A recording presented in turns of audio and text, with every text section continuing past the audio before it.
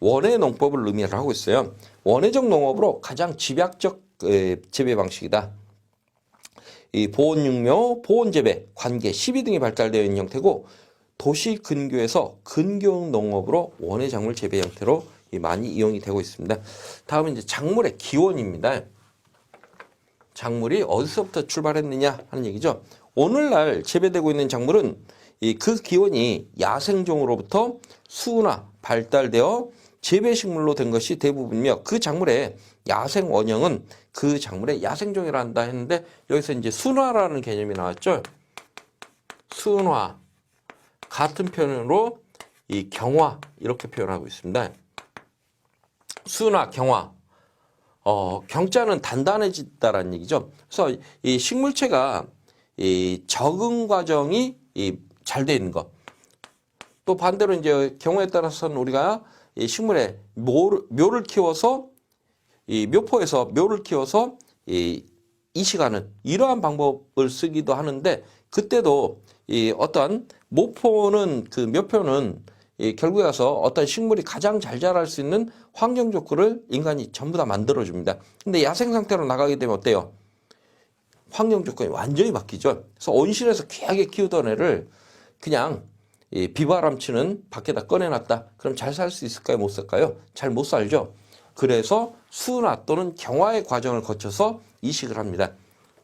그래서 순화, 경화는 그냥 쉽게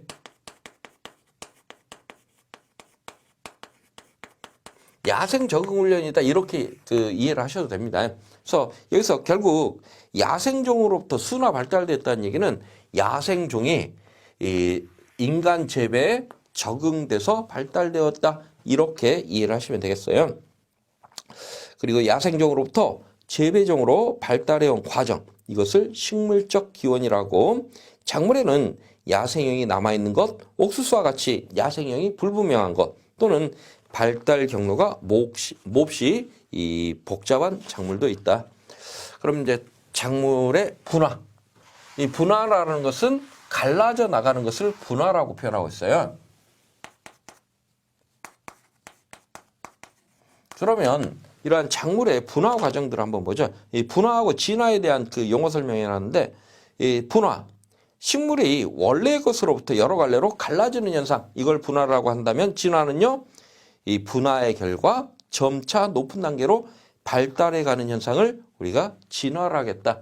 그러면 분화의 과정을 보면 제일 먼저 이 새로운 그 갈래로 여러 갈래로 갈라지기 위해서는 뭐가 있어야 돼요? 변이가 발생을 해야 됩니다. 그래서 유전적인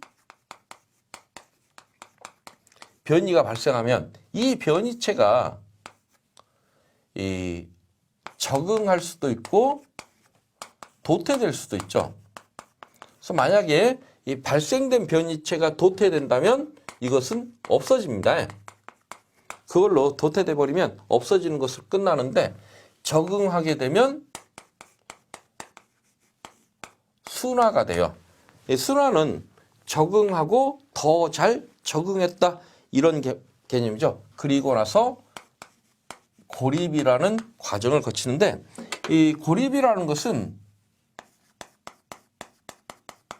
유전적으로 유전자가 이 고정되는 것을 우리가 고립이라고 표현하고 있어요.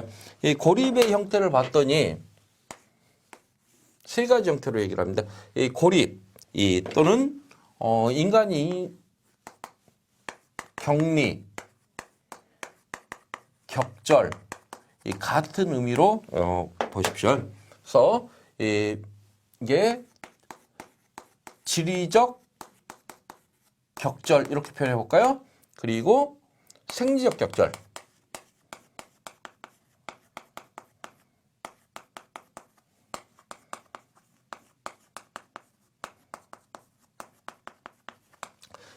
다시 말해서 이렇게 유전적으로 고정된다는 것은 이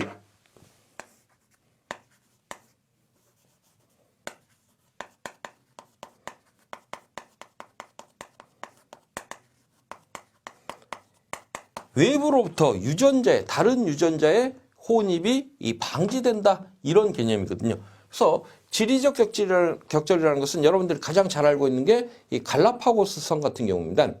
이 대륙하고 워낙에 거리가 멀리 떨어져 있다 보니까 이 갈라파고스 섬 내에 있는 식물 또는 이 동물종들끼리 이렇게 교배가 일어나다 보니까 대륙하고는 전혀 다른 형태의 이 식물체 또는 동물이 살고 있더라. 원인은 뭐였어요? 거리상 너무 떨어져서 유전자의 이 교환이 일어나지 않았기 때문입니다. 두 번째, 생리적 격절이라는 것은 식물체에는 이 동일한 장소에서 동일한 시간대에 이 작물이 자랄지라도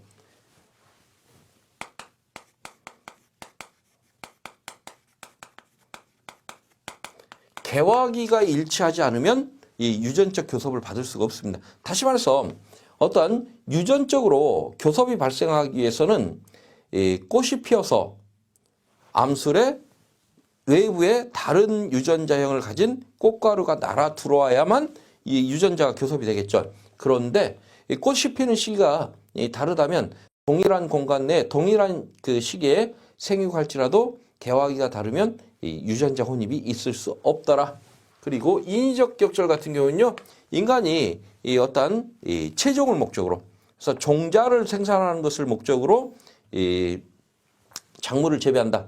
이 체종포라고 얘기를 합니다. 체종포에서 이 체종을 목적으로 우리가 작물을 재배할 때 만약에 원하지 않는 유전자가 들어오면 어떻게 돼요? 종자사고가 발생하겠죠. 예를 들어서 이런 얘기예요. 농가에다가 이렇게 생긴 게 생산될 거라고 종자를 보급했는데 이게 안 나오고 이게 나왔습니다. 그럼 어떻게 돼요? 이건 종자사고입니다. 그래서 그러한 그것을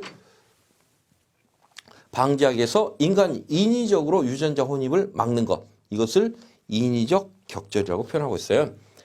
내용 한번 보죠. 유전적 변이. 분화 과정의 첫 단계로 자연교잡, 돌연변이에 의해서 새로운 유전형이 나타나는 것이다. 그래서 이렇게 새로운 유전형이 나타나서 이런 변이체가 발생을 하면 이 도태되고 또는 적응한다라고 했죠. 그래서 둘 중에 하나입니다. 도태되든가 적응하든가. 도태되면 없어질 거고, 그리고 이 적응하면 이 새로운 형태로 이 진화해 갈 수 있는 이 기반이 돼요. 그래서 순화, 어떤 생태 환경 및 조건에서 오래 생육하면서 더 잘 적응하는 것이다.